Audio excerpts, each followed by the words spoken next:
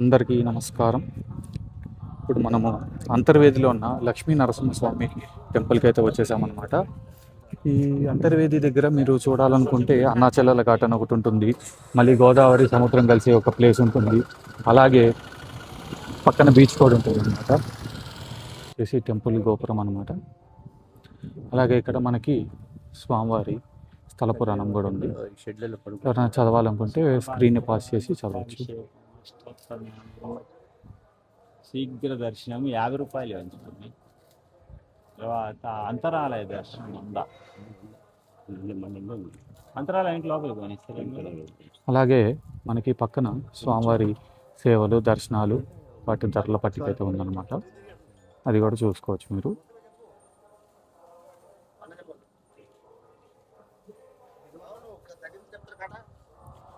మనం గోపురం పక్కనే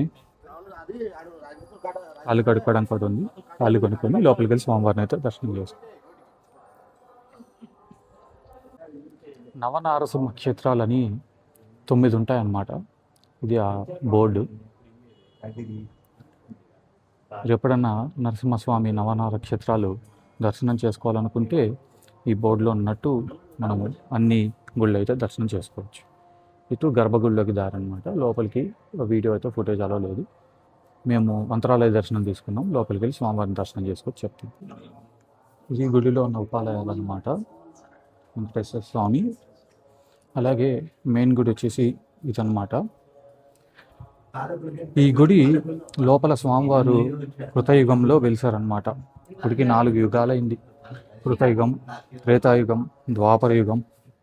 మళ్ళీ అలాగా స్వామివారు ఎప్పుడో వెలిసి అప్పటి నుంచి ఇక్కడే ఈ గుడిలోనే స్వామివారు అయితే ఉన్నారన్నమాట.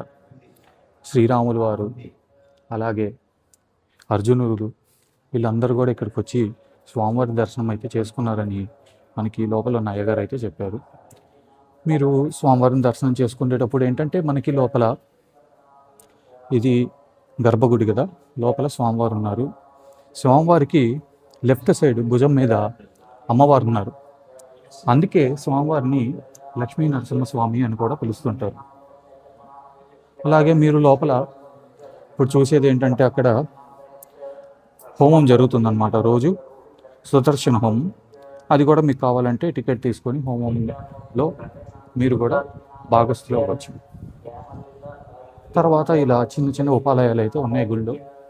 అవి కూడా చూసుకొని స్వామివారి ఆశీర్వచనం అయితే తీసుకొని వెళ్ళొచ్చు.